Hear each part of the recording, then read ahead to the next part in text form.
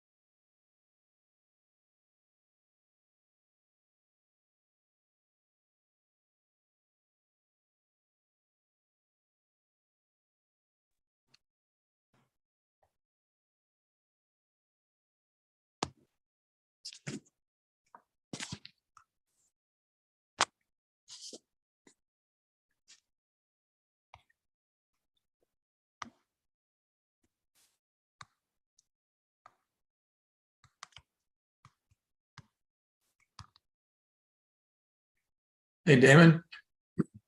Hey, Justin. That's actually Juan. Oh, hey, Juan. Hey, can you do me a favor? I thought I had your link for the calendar, but I don't actually have it. Okay. So we need to talk about that 63 unit as well as that other deal that they're following up on me with for a Gator deal. Hey, Justin. Hey, how's it going? Did you give Mitch the link tonight? I did, yeah. I just texted him that we're hopping on now, so Okay. hopefully he joins. Yeah, that'd be great.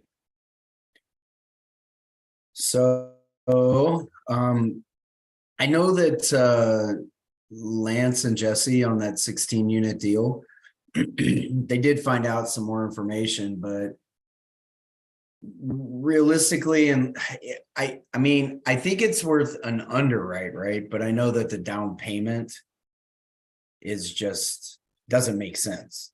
And so I think we'd have to underwrite and bring the numbers probably to the agent and make them understand, why we need to be where we're at.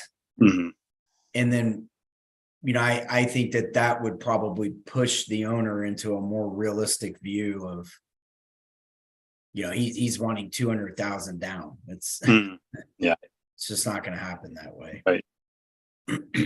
So what's the asking price on it again? 839, I believe. Wow. So he wants 25% down. Correct. Yeah. That's crazy. Yeah. Especially on a smaller place out in the middle of Midland. I mean, right. Hey, Mitch, are you in? See if Mitch looks like he's coming in. Mitch is in the process of connecting.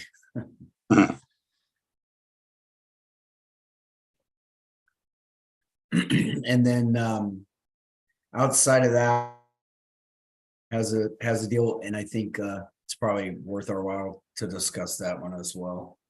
Which one? One, Oh, gotcha. yeah, one, I believe is it 83 units, one? It's actually 63. 63, okay.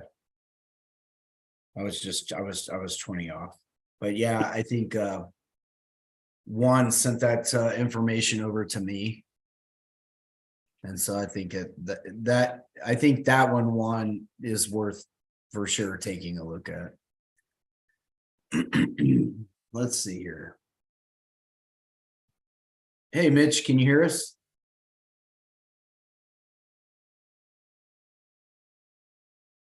Hey, Mitch, are you able to hear us? Looks like his connecting audio says. Yeah. Can you drop your calendar in the chat, Damon? Yeah, absolutely. Thank you. Let me do that now before I forget.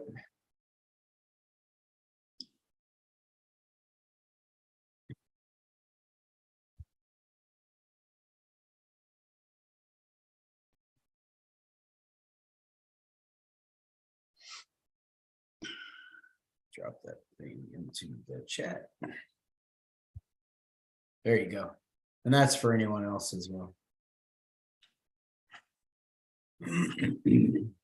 Maybe I think Mitch's Wi-Fi provider is the same as Lance and Jesse. It's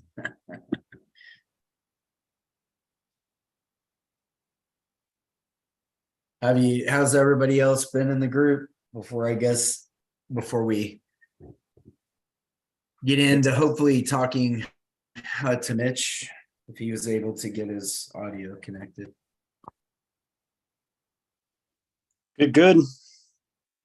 Good. I heard from Kyle. He said that he's been sick, that he was supposed to talk to seller today. So he's been sick since New Year's, but they had something on the calendar to talk today. So hopefully we'll hear back from him tomorrow. Hopefully he'll come back with Good news. something promising. Yeah. Hopefully the owner's like, yes, I will do whatever you guys want. Actually, you want it for free. Yeah. So I guess like I can get into it. Oh, there's Mitch. He's trying to reconnect. Let me see if I can't get him in.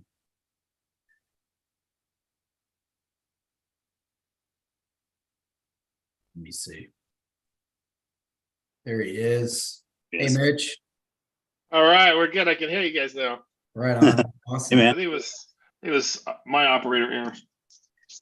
All good. So we really appreciate Mitch coming in and giving up his time for everyone tonight. Since I've got you in the room, Mitch, I would love to pick your brain, lots and lots of questions, and then questions for everybody else.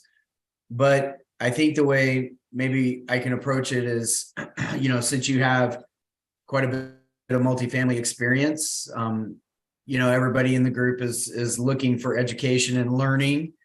And so I think I'd like to frame it in such a way that it's kind of if you knew then what you know now, how would you approach multifamily starting out, and maybe give, folks an outline as they come into multifamily and some of the things that they can do to maybe improve, get better, start turning in deals, underwriting, all of the things that are necessary. So I'll let you kind of take it away.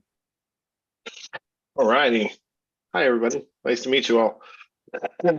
I don't know. I can just give you just a kind of a quick overview of my experience. I started out, as a real estate agent, selling real estate, representing buyers and sellers. Then I started working with investors that were flipping single family houses. I worked with them doing acquisitions for Colony Capital for a while. Also, of course, SIP auctions, REO short sales in Southern California. And so we were actually buying anywhere from 3 to 10 properties a day in all over Southern California, Riverside, Orange County, LA, San Diego. And then I broke out on my own. I kind of learned, how everything worked, how to raise capital by working with them. Then I went out on my own and started, raising capital, flipping houses, joint ventures. And I did that until probably about 2016 or so. And then I wanted to move into multifamily because, my experience with flipping houses was that, you have to turn them very quick. You have a lot of overhead costs. I was doing anywhere between 20 and 30 at a time. And so my monthly mortgage payments were six figures, anywhere from 100 to 250,000 a month. And what I also realized too is you get really, you can make a lot of money flipping houses. You can pay a lot of taxes at the same time. And so for me, that was kind of the decision to move to multifamily because I wanted to have more tax advantages, monthly cash flow. I kind of got tired of the model with flipping houses is in wholesaling. The same thing is that everybody gets paid before you do. You're the last person to get paid. The lenders get paid, the vendors get paid, all the materials, the realtors, escrow title, and you're the last person to get paid in the deal.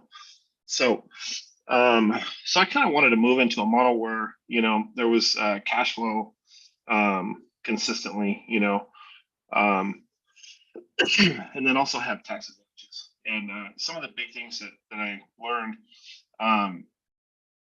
when to multifamily, a lot of my lenders from the area where I was flipping houses, it was the southern part of the state, and I moved into the northern part of the state. So a lot of those lenders didn't move with me, but I had a couple of private investors that I built a great relationship with, and those were the two actually that followed me when I went to go do the first multifamily deals.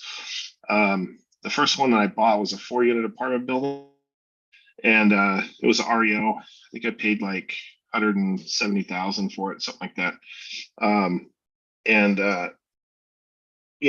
kind of learned right up front. One of the reasons why I went into multifamily at that time was that I went on the apartments.com, Zillow, and I started figuring out really quick that housing authority would pay above market rent.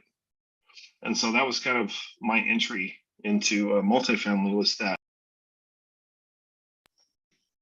I realized that they would pay above market rent. So I bought the first 4-unit apartment building. It was completely vacant. It was the first one that I bought. It wasn't 4 units actually. I think it was like 5 or something like that, 5 or 6. What ended up happening was it was in kind of a D neighborhood, and so during the renovations, I ended up just having to pay people to sleep there eventually because they kept breaking in.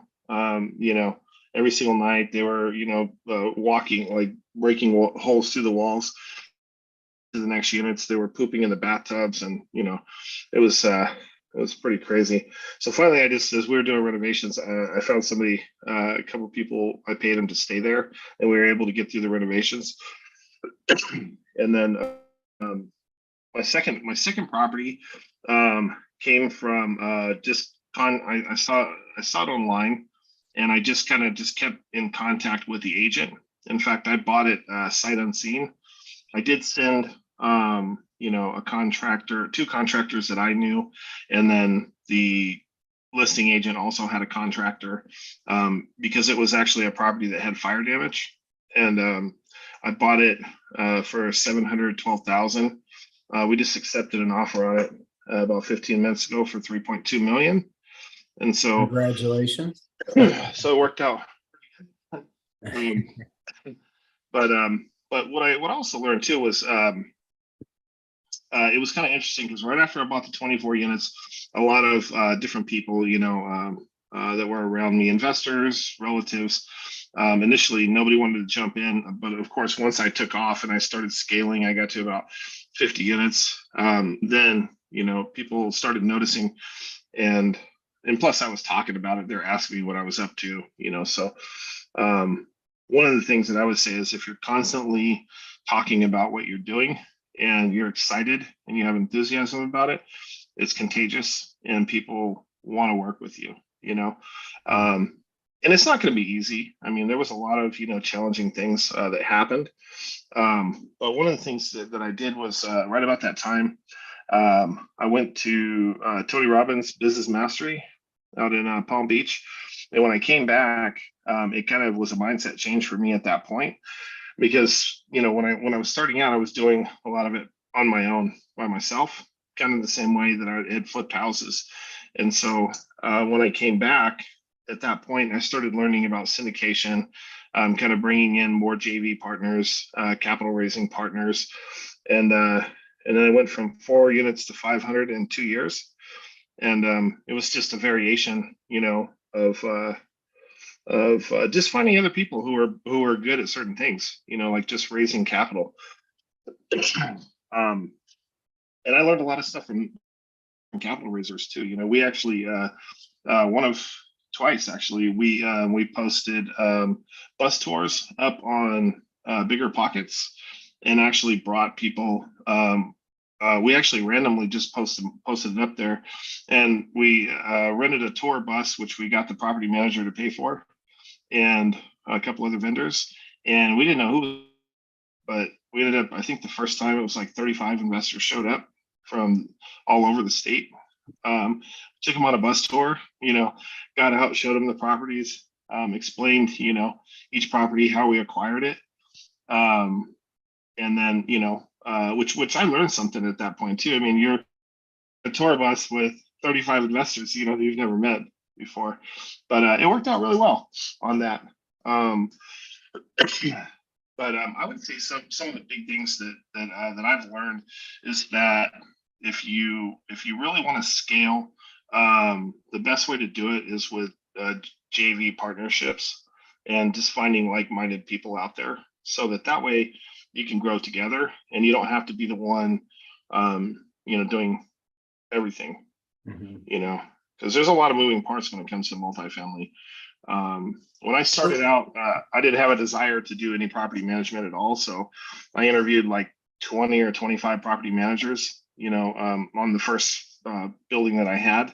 And then that was actually part of how I found my first property manager was they had a property that was on the market, which is the 24 units we're selling right now. But there was an REO. And so I made a relationship with them, and I said, hey, look, we're licensed. But if you want to represent us, I'll let you represent us on this purchase. So that's how we bought the first small complex. And then that led to us getting that bigger complex, because there were actually offers much higher than ours on the second property, but it was also REO as well. And the broker had a relationship, with the bank.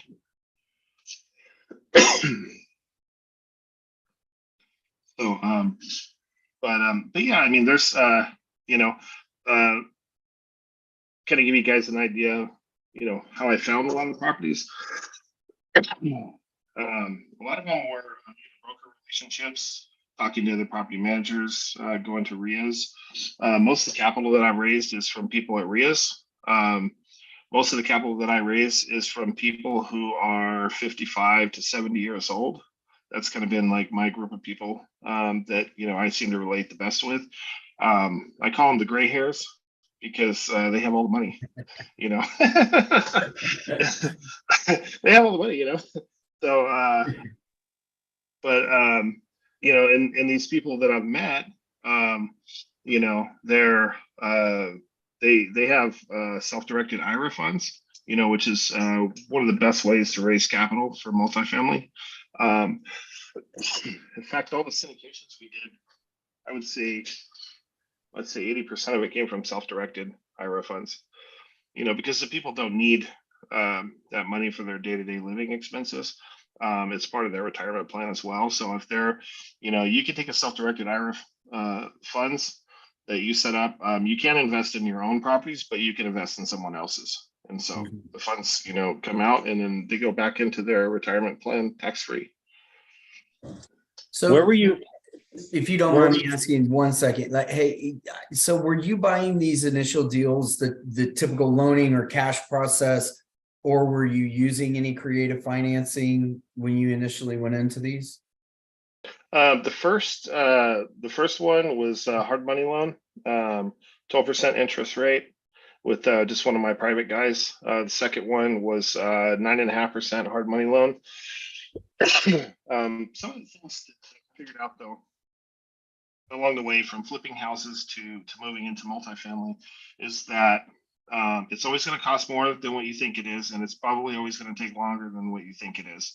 Multifamily is a little bit longer process, but the advantage to it is that you can get monthly rents. If you have a 25 or a 50 unit apartment building, you can renovate 5 at a time and still have cash flow to cover debt service while you're doing your renovations.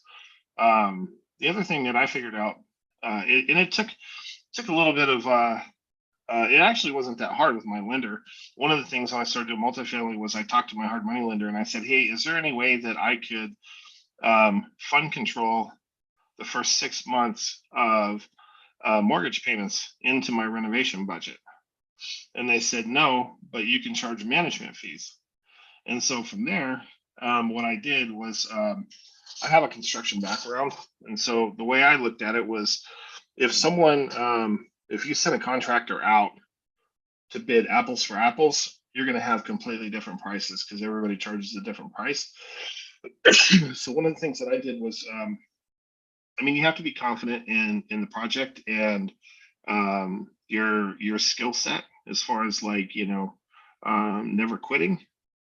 What I did was I overfunded all of my construction projects, and I also charged management fees in the actual renovations.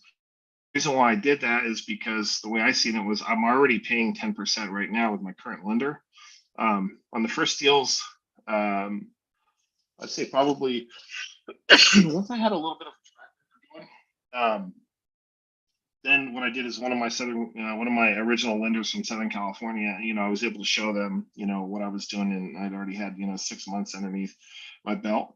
And so at that point, what I had figured out was, at that point, I think they were giving me, I think it was like 80% LTV plus 100% of construction. And so what I would do is, if my renovation budget was, 125,000, I would build it to 200,000. That way I had plenty of reserves to cover monthly mortgage payments while we're doing renovations. And, also there's always something that you're going to miss, or your contractor's going to miss in there. And then my lender also allowed me to charge management fees. So every month when I would do draws, I would also pay myself management fees, which pretty much covered my mortgage payments, or if there was additional renovations I wanted to do to the property or something like that. So that's pretty much how I did it, because like I said in the beginning, a lot of people didn't want to fund the deals, right? Because it was kind of new. And then as I kind of through it, I just kind of figured out to finance my mortgage payments, my taxes, everything. I put that into my renovation budget. And to give you guys an idea, I think it was probably like one of the things that I did is, like I said, I started out doing housing authority, and I actually went to the Section 8 inspections with the inspectors because I wanted to understand what they were looking at and how they were looking at it. And so what that did was it's kind of like if you want to find out about somebody, ask the people who wash their car, clean their house, right? Mm-hmm. They know everything about them. So what I did is I just kind of learned by going to all those inspections and meetings. I ended up meeting some of the senior inspectors, and so like I had these they have like these housing sheets where, let's say say they're going to pay $1,200. Most of the time I figured out that they wouldn't pay that max amount. That was probably only for like A-class, new properties. But as I kind of got to know the inspectors, what I figured out was they told me that one of the senior inspectors said that if I could get, they had a rule that if I could get 3 people to pay a higher rent for 90 days, they had to match it. And so I was said, okay. So what I started doing was, if I bought a property, I had the one I'm selling right now. I had that property in that neighborhood. I had already figured out that I was making $300 or $400 a door more than all of my neighbors around me. And so, just what happens is, like, you can have a neighbor next door, and let's say their rents are $600 a month, and mine are $850, and we could have the exact same floor plan, layout, everything. My property is going to be worth 25% more than their property will be. And that was one of the draws for me with multifamily, because in the single family space, you're kind of stuck to whatever comps, are in the neighborhood, and whatever the high comp is, that's it. It's usually harder to get, unless we're in a market that's increasing, but it's kind of a steady slow pace to get there. With multifamily, everything's based on NOI. So if you take a mismanaged deferred maintenance property and you renovate it and you release at 25 to 50% higher than your neighbors, your property is worth more than your neighbors, sometimes double. And so the second property I bought was 2 doors down from the one I'm selling today. I bought it for, I think it was like right around 710 grand. I painted it, renovated it, we increased rents, and I sold it 2 years later for like $1.1 million. And then I was also, at that time, I was trying to kind of get past the 1 year mark, because it's the difference of short-term and long-term capital gains. When you sell in less than a year with single family, you pay the highest tax rate. And when you own it, 366 days, your tax rate drops significantly by half. And so, but some of the things that I learned in multifamily too was that when I was renovating the properties, and we started releasing, I was getting depreciation. I was also getting write-offs for rental losses. So during the time when I'm doing the renovations, we're actually taking losses on the property. So I was able to kind of total those up to reduce my taxable income at the end of the year. So if I made money on these properties over here and I was losing money on this property, but it would actually reduce the taxes on my personal income. And so the way I structured it in the beginning was I had one LLC with multiple properties in it. And then when I got to a certain point, I started breaking those properties out into individual LLCs. And so each of the apartment buildings ended up, I think the fourth one, I started putting them into individual LLCs. And it's easier, one, to refinance them when it's in separate LLCs. Also, if you have a fire at one of your properties, or something happens, the insurance company, if all the properties are in one LLC and you have a major fire, it's going to affect the insurance on the entire portfolio, as opposed to, or if you have litigation. I've been in tenant lawsuits 5 times now. And that's another side of the multifamily space, especially where I'm at in California. But I mean, I didn't have to come out of pocket. I just filed it against our insurance company, and they took care of it. But but some of the advantages too is that, okay, once you take a property and let's say it was in a, like, the first the one I have right now was kind of, it was a pretty harsh neighborhood. It was a D neighborhood. There was lots of gang activity when I first started there. We were in escrow. There was a little bit of fire damage when I was going to buy it, and we were in escrow. And then they were evicting all of the tenants out. And the night before the sheriff lockout, they burnt an entire building, and so we had to go back in and renegotiate. And so, but one of the things that I figured, what I did learn though, is that if you go in and you renovate a complex, you put in, I started putting stadium lighting in, which I was buying off of Amazon, and I started putting in 22-foot poles with lighting and cameras. We started putting in security gates. the people started coming back into the neighborhood and they wanted to live in that renovated complex, not in, you know, the one that a slumlord owned. And so that's how we were able to kind of get the rents up. And then as I was able to get the rents up, what I started doing was I started making offers on all my neighbors' properties. I just picked up the phone and started calling them. Or if it was a broker, like a broker listing, then I would just make an offer on the property, buy it, and then do the exact same thing. Renovate it, release it, put a good management team in place, and then turn around and sell it. The third property, by that point, the third property I bought in the same neighborhood, we had this park, and at nighttime there were no lights in the park. The city actually did put grass in, and they one of the city council members like donated all of the kids' playground equipment, and so all of the tenants, or all of the people who lived in the neighborhood got together and put that together. And so when they did that, everybody kind of took the initiative. So what I did is I bought the complex that was on the park, and I put stadium lighting up around our complex and actually lit the entire park up. And when I did that, it actually changed the whole neighborhood. And that complex that we bought,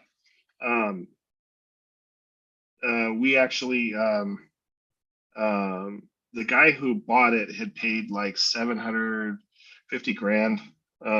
He put 250,000 into it, and then his property manager ran it into the ground within 2 years. And so property management's very, very critical. You got to have local people also. Like I have local people that drive the complexes outside of my property manager. We also have cameras there, so I can look on my phone at any time and see, what's going on. But to give you an example, the guy, he was into that property for $1 million, and they put it on LoopNet. In one of my broker relationships, I just told him, what my buy box was.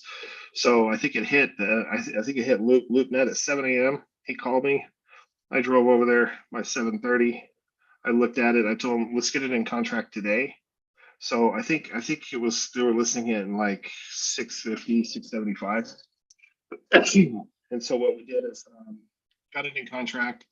The thing I like about multifamily compared to single family residences, when you're writing single family offers, usually they want you to go see the property before you write the offer. Multifamily is subject to, so everything's subject to inspection. So we write the offer. One of the things that I do is I have a due diligence team. So I bring in a team of 2 pest inspectors. I have a property inspector, which is a 3-person team. Excuse me. And so that 3-person team is like, they have one person on their team takes photographs, the other one's a call out person, the other person is taking notes. And so what we try to do is, be as least disruptive to the tenants as possible. So I bring everybody for the inspection, and we walk every single unit, and we're probably in each unit maybe 10 minutes, something like that. But what it does is it gives me a full scope of what is going on inside that complex. I also bring a roofing inspector. I bring an electrician to check the electrical panels, and I bring a plumbing inspector to run a camera in the plumbing lines, because some of the properties I was buying were built in the 60s, so they have cast iron plumbing pipes. And, if you have tree roots or something like that, that you find out later on, I mean, it's going to be a major expense. It could be $100,000, $200,000 to fix something like that. So what I did is I took, that complex. The other thing I'll tell you too is I would say 98% of the time, the listing agent never shows up for the walk. The property manager doesn't show up. The owner is never there. They usually just send somebody from property management. They might have keys to the units. They might not. Most of the time, there's a couple units usually you can't get into. So at that point, I assume the worst, depending on the condition of the other. But then what I did is, so I went on that particular complex was a 12-unit complex. I took all the due diligence information. We wrote had a construction bid written out for all of the repairs, and got a price reduction from almost 700,000 down to 512,000. So I bought it for 512. I renovated the complex. I think we put 125,000 into it. I borrowed 200,000 from my lender, which helped cover, renovations, taxes, insurance, holding costs, all that other kind of stuff. Plus, what it does too is, you can have cash reserves in case something else comes up. So I renovated that property. We actually released the units from 500 to, I think it was 975 within 4 months. And then we turned around and sold it for 1.2 million and within 120 days. And then what I did from there is I 1031 exchanged that property into 3 buy and holds that I have right now, which were a 5-unit, a 3, and I think an 8-unit complex, which are all Airbnb now. And then we took 2 of the other ones and bought 2 more D-class complexes and did the exact same thing, and then sold those, and then 1031 exchange into several more properties. So my goal, like when I was doing it, was we wanted to buy and hold some stuff long term, but then from the 1031 also use those funds to go back out and buy some other value add projects. Hey, Justin, I think Justin had a question. Justin? Oh, yeah, I was wanted to know, when you were talking about the self-directed IRA, like what were you doing to get it in front of those gray hairs, and sort of convincing them to start investing with you? So the gray hairs actually were people that I met at the RIA meetings. So when I go to the RIA meetings, I'm just looking for the older people, because most of the time, I'll tell you what I learned. Working with older investors, they're not looking for this crazy return. They are looking for a steady monthly payment. Yes, that's what they live on. And so, they're not looking for equity and all this they're other just stuff, looking right? to beat the interest rates. Yeah, they're just looking, to beat the interest rates. They, a lot of my guys were, borrowing money, either from their properties that they owned at super cheap rates, and they were borrowing at 3 or 4% and lending back at 10 or 12. right. And then, so from those, and then also, as I kind of built the relationship for them, I asked for referrals. Do you guys know anybody else? Or if I come back to them and maybe they didn't have funds at that time to lend, then I would ask them, hey, do you guys know anybody else? And then, based on our relationship, they would refer me out to other people. Right.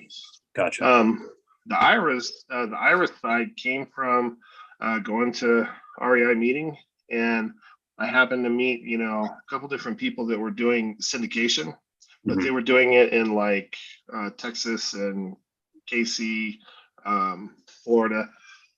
And so the capital raisers, that's all they do. That's their job, full time.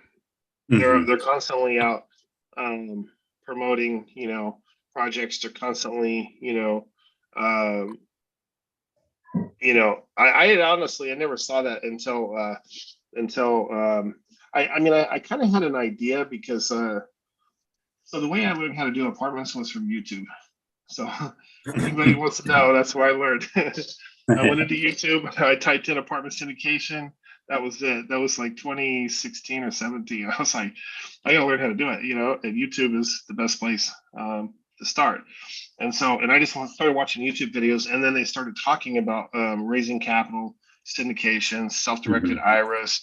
Some of my private guys too that I had used funds from when I was flipping houses. I mean, they were bringing money from Charles Schwab accounts, self-directed IRAs.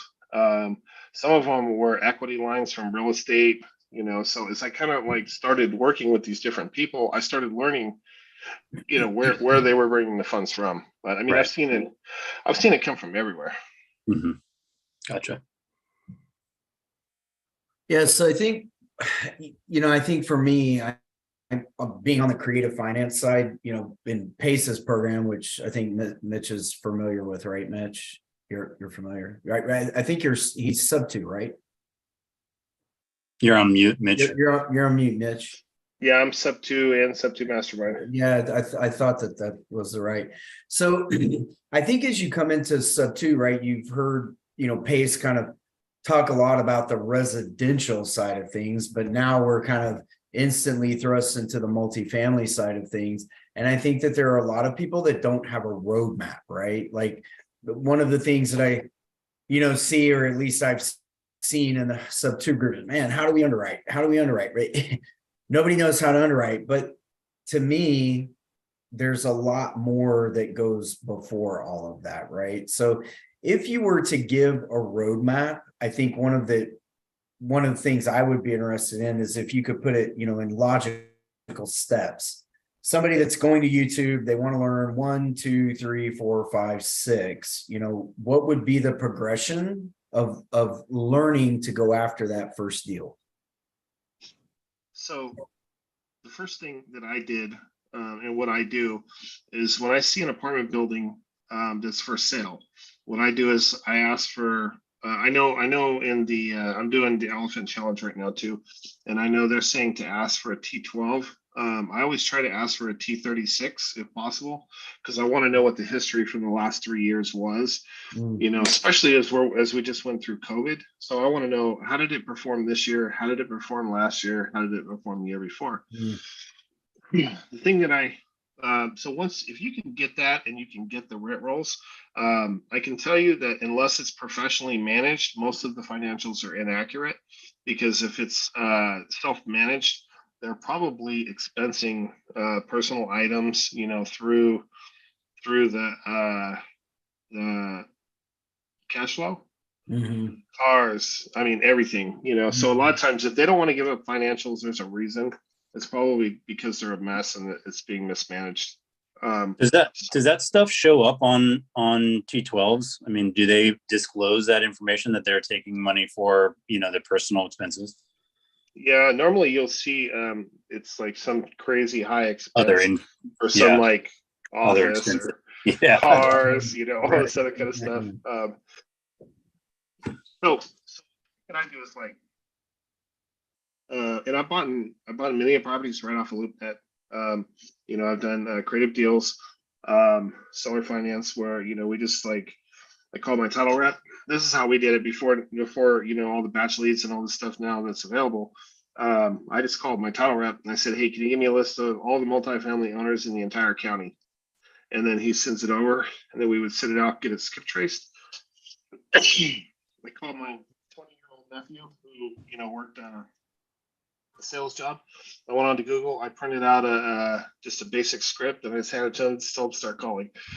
Let me know you get some warm leads. And that's what we did. He just started calling people and having conversations, But the first thing that I do is like I'll look at the property. I'll try to get the financials from the owner, and I want to see where their rents are. And then at that point, then I go into Zillow. I'll go into Rental Meter. I'll go into Apartments.com. I'll look and see what housing authority is paying, because I want to understand, is it under rent? Is it under market rent currently? Because that's the value add, is that, can we increase, the rents by 50%,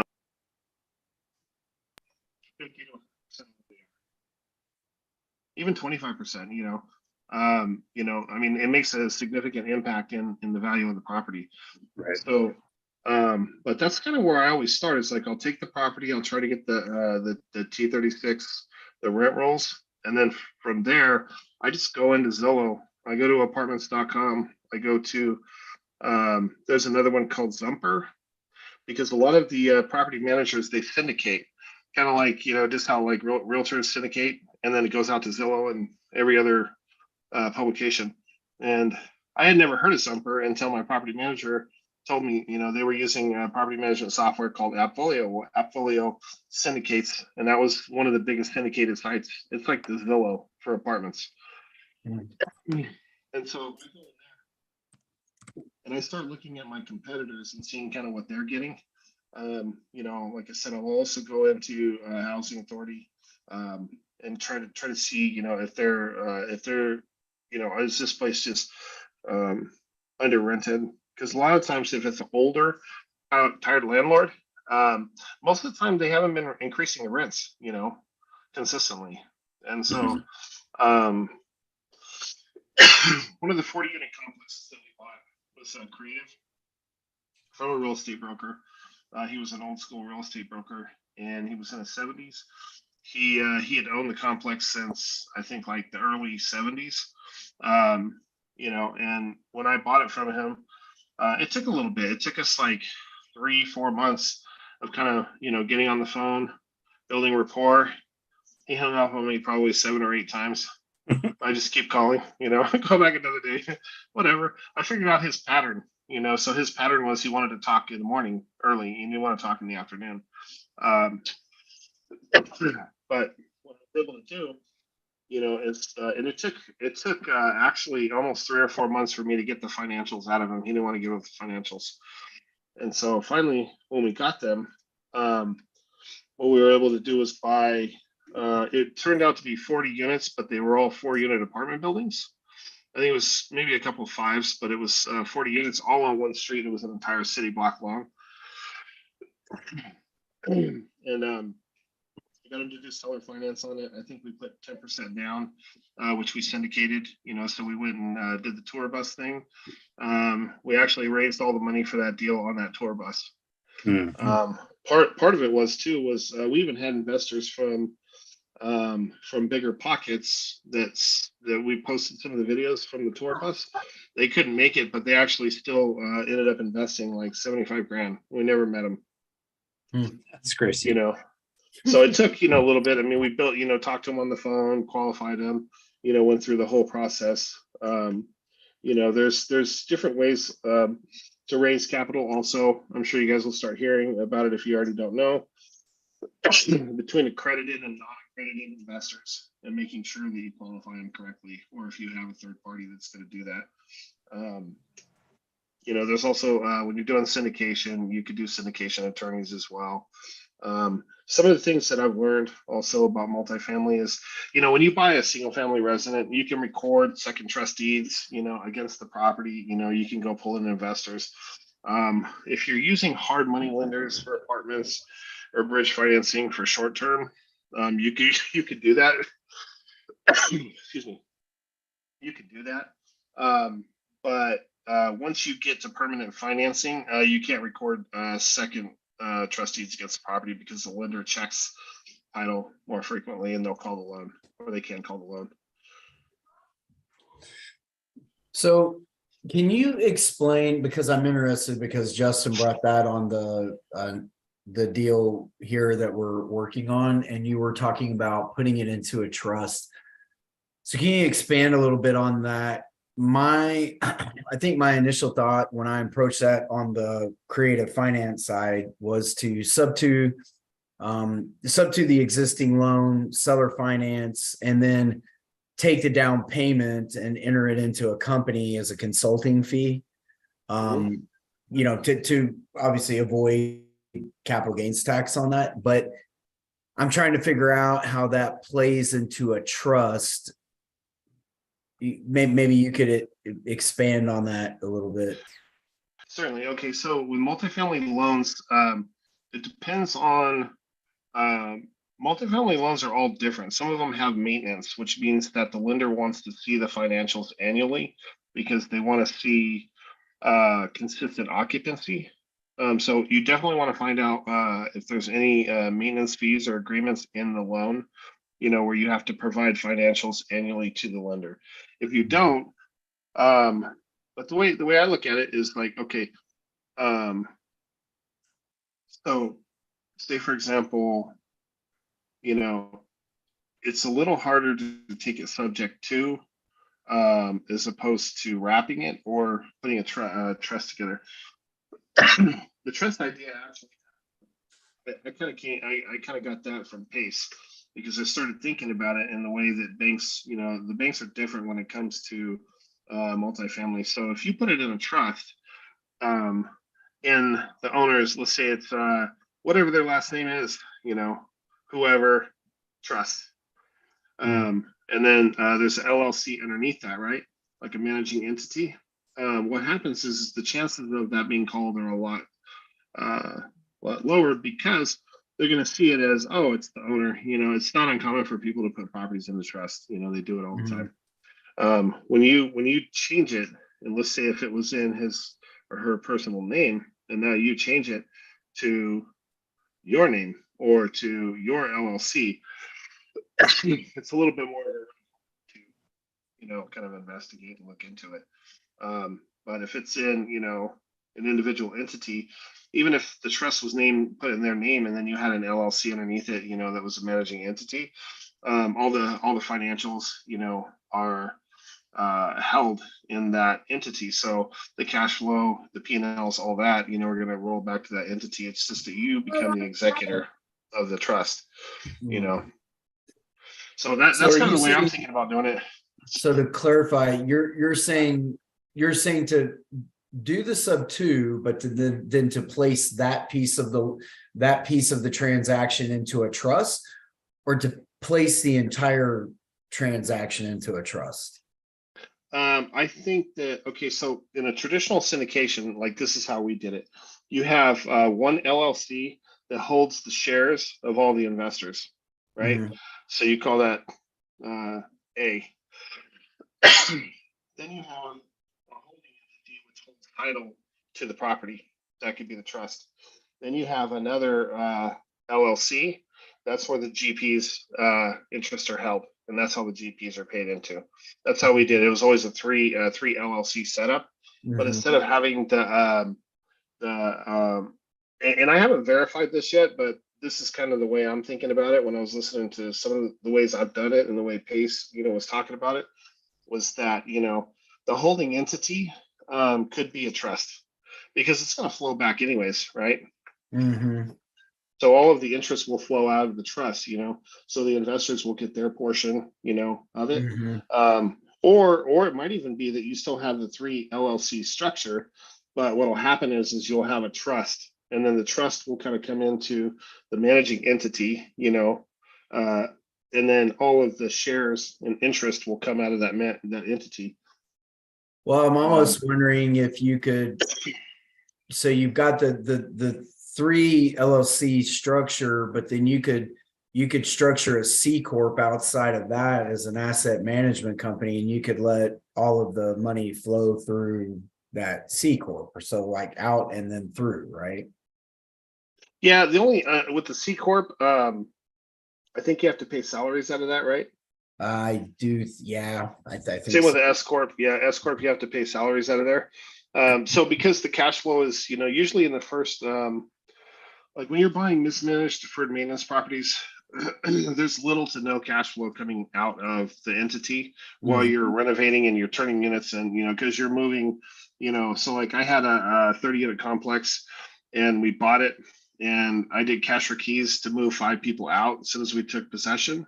Mhm. So that way we could turn those units and start increasing rents on those units. And then as those were finishing, then I paid cash for keys to the next 5 people. And then we started doing the next five. And then Mhm. COVID hit and we stopped, Mhm. Yeah, kind of. yeah. Yeah, very interesting. Yeah, and I may, if you don't mind, I may have to reach out and continue to pick your brain a bit on that, because Absolutely. it's a different setup than what I'm accustomed to, and what I've been, I guess, what I've been shown in the past. So, but I think that's really interesting. Well, So anyway, yeah, go ahead.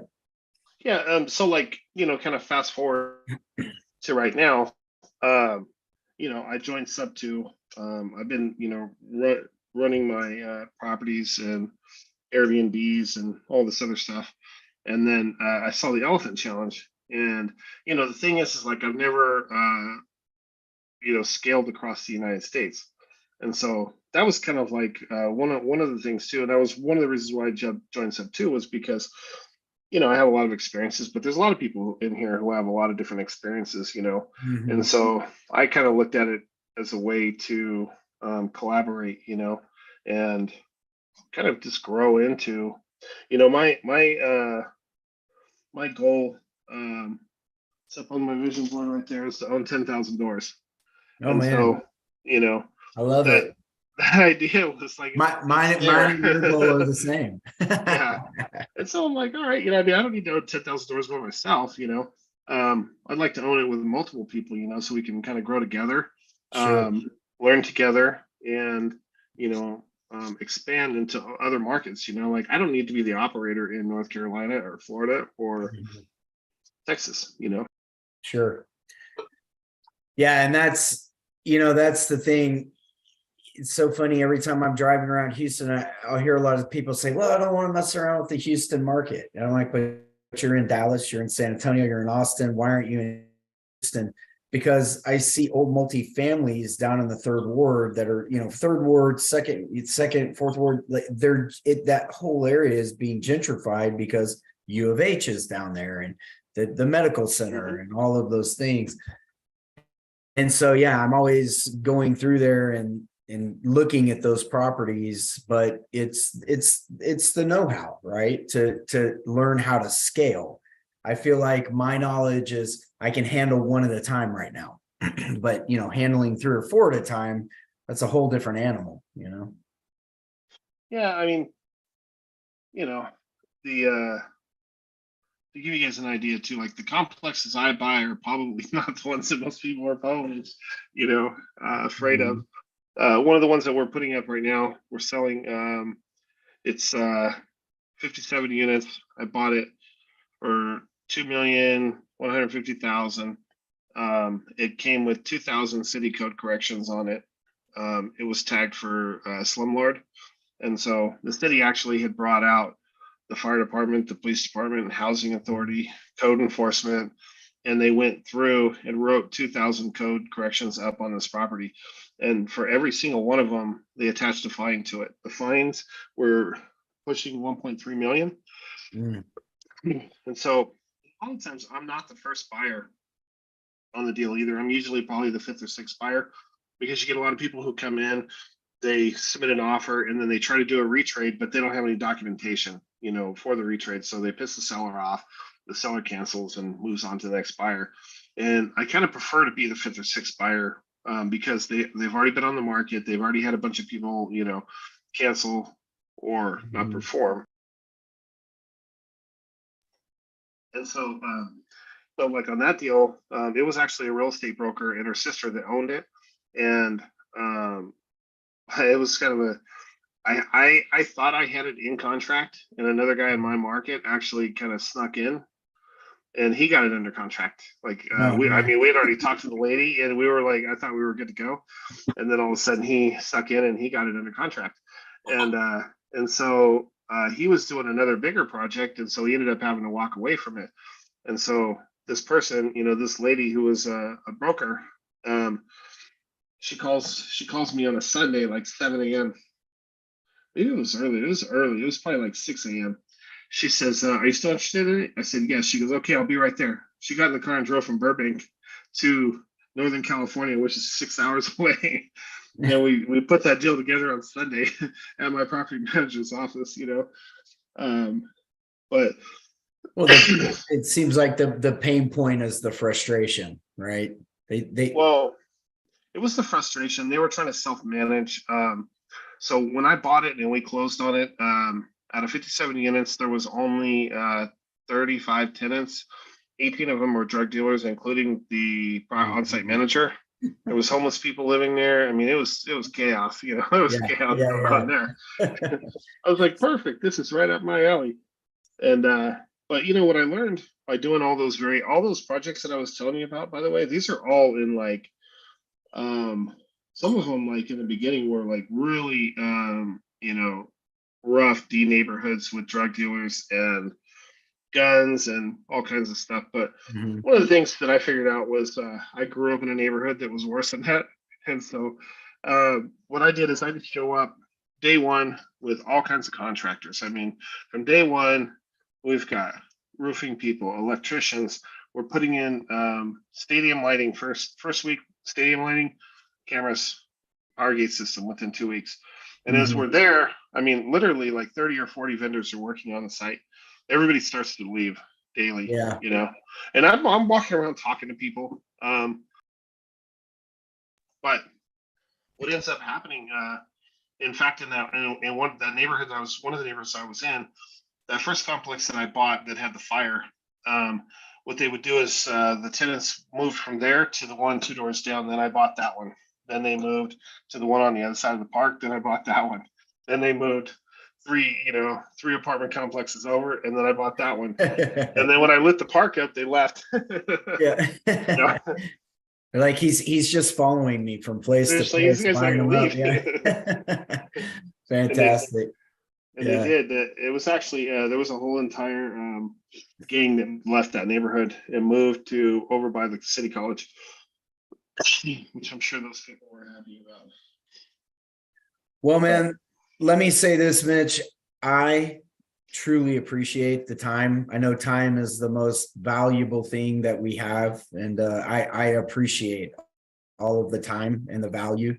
Unbelievable value today. You're an absolute walking book of knowledge when it comes to this. And man, I would invite and hope that if you're ever free and have any more time, to always feel free to come in and educate us. Absolutely, I'm gonna post my info in the chat also, so that way you have it.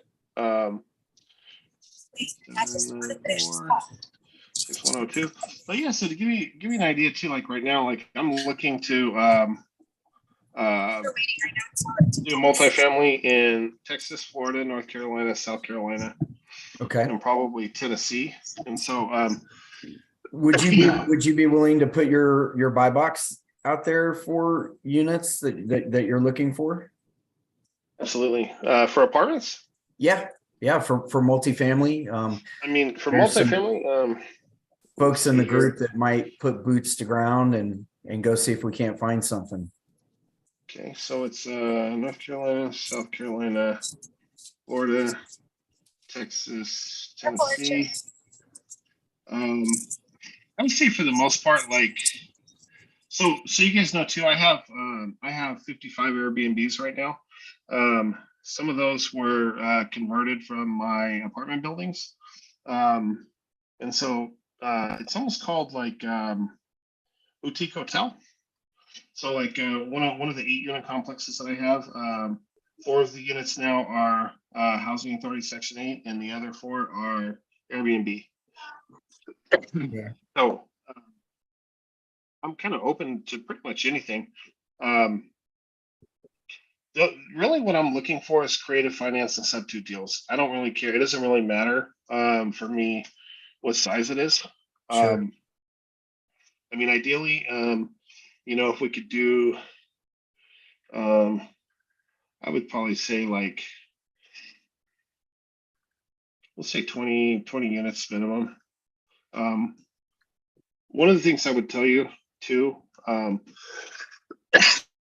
I learned was it's easier to manage larger complex. The bigger the complex, the easier it's going to get because it's in one location and you get economy of scale. So, if you have 10% vacancy, it's not a big deal because you have so many more tenants that are paying. And when you're renovating them too, you're not having to cover all of those mortgage payments and debt service by yourself, right? Unless you buy it completely vacant, which I've done that. The advantage of buying it completely vacant is you can turn it pretty quick and start leasing at market rent.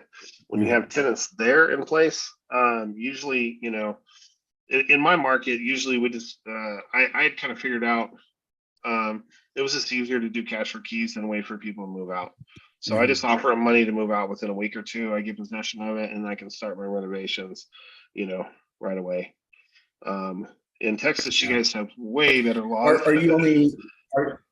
Are you buying in CD neighborhoods? Are you primarily looking in CD neighborhoods? I mean, ideally, I would probably like to be in C plus, like C and above neighborhoods. If we're in a D neighborhood, like let's say we were doing a partnership together, all of us, and we had a boots on the ground person there that was good with operations, like I could show them, hey, look, this is how I did it, and they're there. The thing with D neighborhoods, you got to have somebody there because like the complex will be taken over again if you don't have somebody there that has strong personality and shows up, you know, to make sure that, you know, that everything's happening. The problem with property managers is that property managers will collect your rent, they'll pay your general bills, they will answer tenant calls, but they will not go to your complex unless there's a problem. So they're not driving by your property at all. And all the complexes, I would say most of the complexes I bought were absentee owners with property managers that were mismanaging the complex.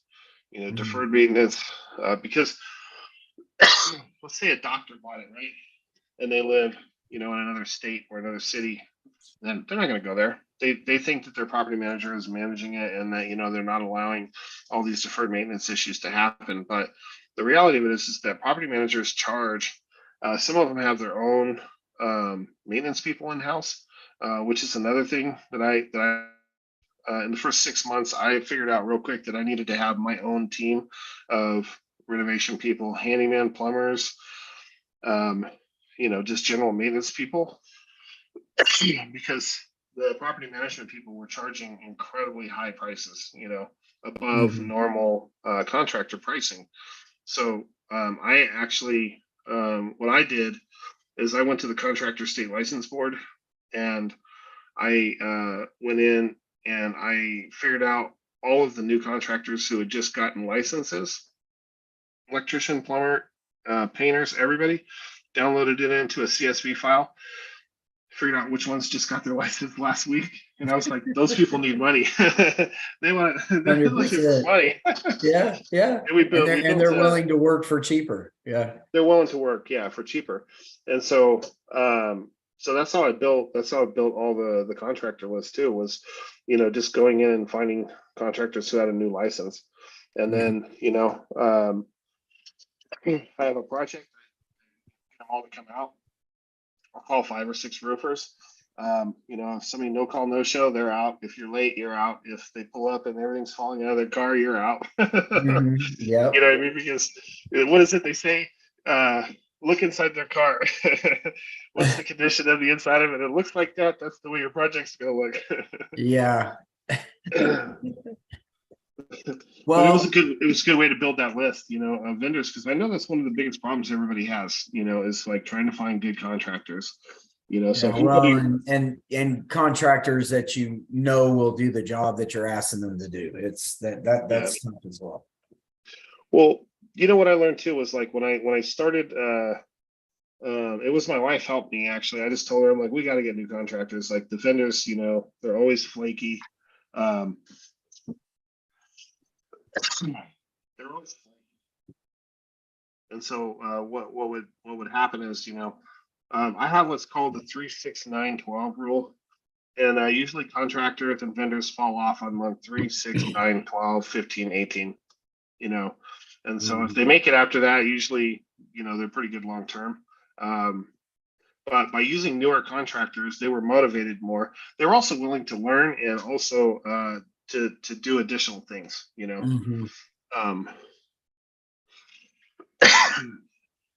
Yeah, man. All I can say is amazing. Thank you, Mitch. We've gone an hour. You can, man, you have unloaded a massive amount of value.